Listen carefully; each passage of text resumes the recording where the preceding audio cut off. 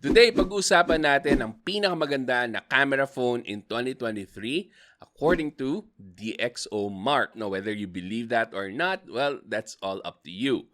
Pero sasabihin ko lang sa inyo yung mga nagustuhan ko at mga hindi ko naman nagustuhan tungkol dito sa Huawei Mate 60 Pro. Wake up 2 p.m. I don't know where we are. Looks like a cheap motel. Now, a few things that you must know about the Huawei Mate 60 Pro bago natin ituloy yung video. Number 1, China exclusive po ito, so wala pong global version.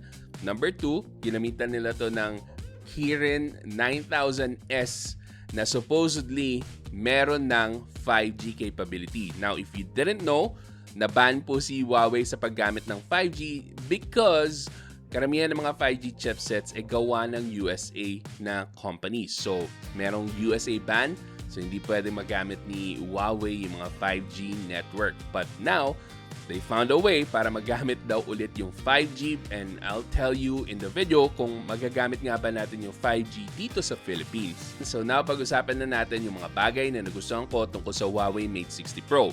Pinakauna dyan, of course, yung camera. Totoo nga ba yung chismis na napakaganda ng camera nito? Kung nakita niyo yung Huawei P60 Pro na sobrang ganda na rin for this year, this one is supposedly even better. And I agree, for the main camera ng Huawei Mate 60 Pro, sobrang nagustuhan ko yung color reproduction niya. Maganda yung colors dito. Very vibrant but not too saturated. Tamang-tama lang yung timpla.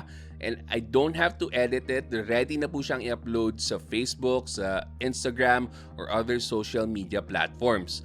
Di tulad ng sa Google Pixel 8 Pro, kung saan kailangan ko pang mag-tweak ng konti para lang mas boosted yung colors pag-post ko sa social media. This one, again, tiwala ka na sa kakayahan ni Huawei na mag-produce ng image that's ready for uploading right away. Very sharp and detailed yung images, high quality po talaga. At ang pinaka-paborito ko talaga pag Huawei pagdating sa flagship level phones nila is yung portrait mode. Napakaganda ng portrait mode, kaaya-aya po talaga yung mga shots na makukuha nyo with its portrait mode. For video capability naman, meron tayong 4K 60 FPS available and very stable yung video dito. So hindi na po kailangan ng gimbal kahit naglalakad kayo, hindi po mauga yung video. Now, I wouldn't say it's the best looking quality video na nakita ko on a phone, but it's definitely up there with the other flagship phones. Na-appreciate ko rin na meron tong telephoto lens. Pero yun nga lang, hindi pa siya 5x optical zoom. And although meron siyang default 10x zoom sa camera settings natin, it's just a hybrid zoom.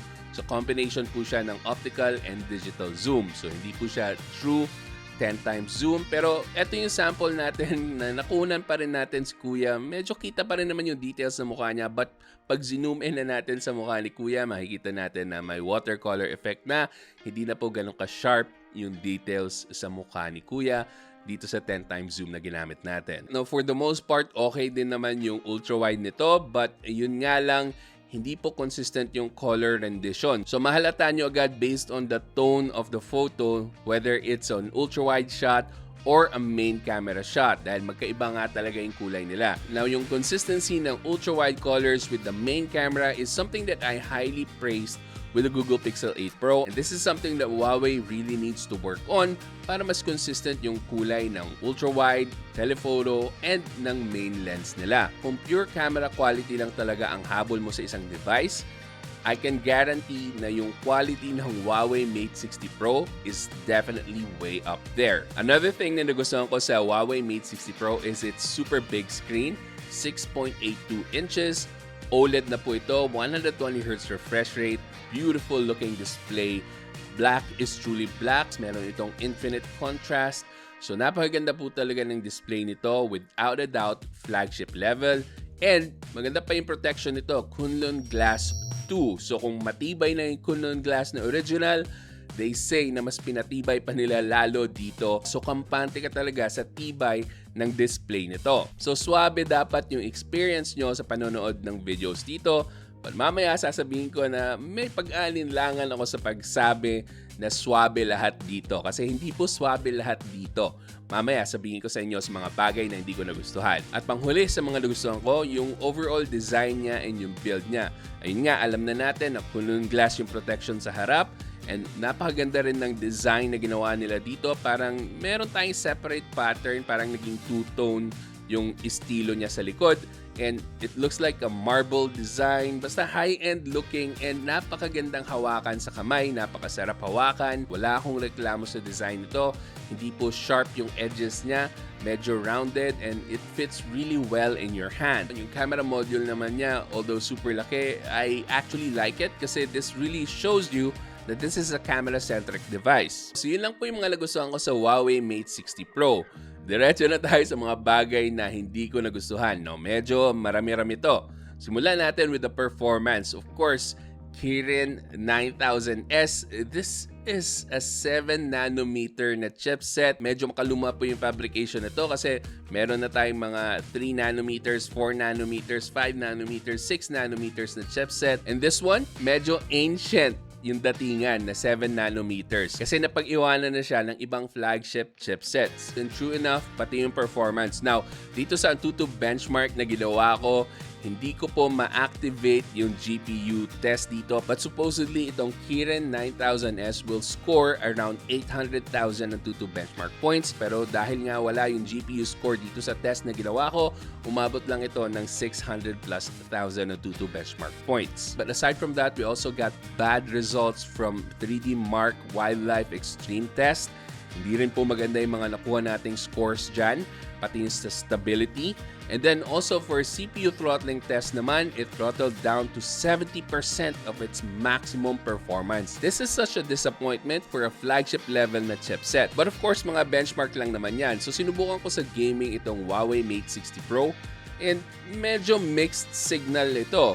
Kasi pagdating sa gaming, solid naman yung performance niya. Hindi ko napansin na nag-throttle, hindi ko napansin na may mga major frame drops. Kasi sa actual gameplay experience ko with Firelight 84, goods naman yung performance. Yung thermals niya okay rin naman at 42 degrees Celsius na unfortunately, medyo konti lang yung oras ko with the Huawei Mate 60 Pro so I wasn't able to test it with Genshin Impact and other games. Talagang Firelight 84 lang yung nalaro ko dito ng matagal. So wala akong maibabahagi sa inyo tungkol sa Genshin Impact on the Huawei Mate 60 Pro. Now, linawin ko na lang rin guys na for casual use and hindi ka naman mag-heavy games dito, I'm sure maganda yung performance nito. So, huwag kayong magpapadala agad sa benchmark results and although sinabi kong hindi ko nga nagustuhan yung performance nito, that's just me. Kasi hindi ko na-appreciate yung ganitong klaseng chipset with those results. Pero kung Huawei fan ka naman and talagang camera lang yung habol mo sa isang Huawei device, then everything that I said about the performance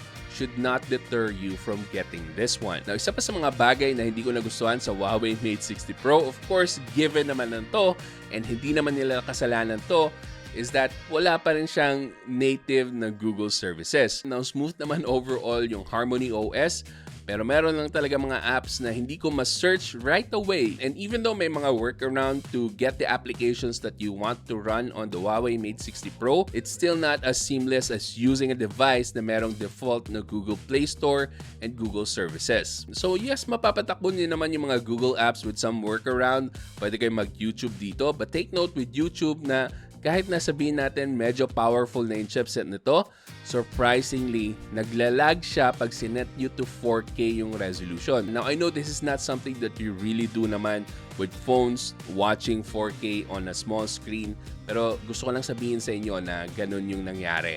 So, tinry ko kasi yung 4K resolution para maximum resolution talaga. And, ayun nga, nakakagulat na naglalag yung phone na to. But once you lower down the resolution to 1440p, gumagana naman na maayos yung YouTube dito. And isa pang bagay na hindi ko nagustuhan, yung lack of 5G. Now, they say na Kirin 9000S is capable of 5G connection na, but I think it's still China exclusive. So, hindi pa tayo makakonect ng 5G dito sa local network natin. I tried my best pero wala po talagang 5G signal dito. Ang nakukuha ko kasing speed dito sa bahay is around 200 plus or sometimes pumapalo ng 300 plus Mbps pagdating sa 5G. Pero sa nakuha ko sa Huawei Mate 60 Pro, nasa below 200 Mbps lang yung speed. That's a little bit disappointing although we have been expecting Huawei phones na walang 5G. But this one, again, may promise to na may 5G na dapat.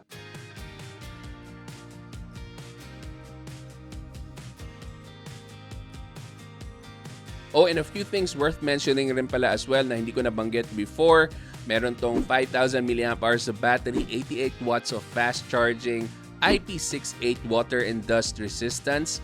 So napakaganda po talaga ng phone na to. Sana, yun nga lang, yung mga downside niya is way too much for me.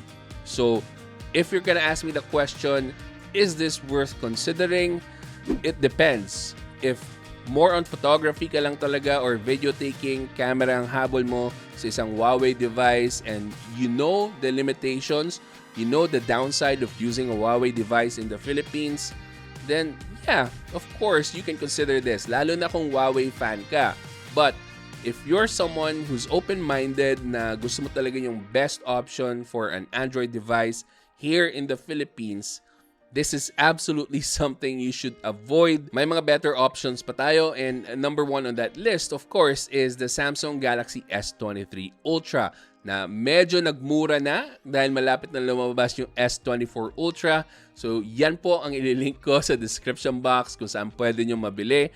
This is a great alternative over the Huawei Mate 60 Pro. Anyway, kung na-enjoy nyo yung video na to at may natutunan kayo, ano lang ba yung mag-subscribe kayo dito sa channel at i-like nyo na tong video na to. At kung gusto mo pang matuto tungkol sa mga phones, may mga ililink po ako dyan na panigurado magugustuhan nyo. So hanggang sa susunod, ako nga pala ulit si Janus ng Pinoy Techdad. Kita-kita ulit tayo. But I got you close and kinda hoping that one day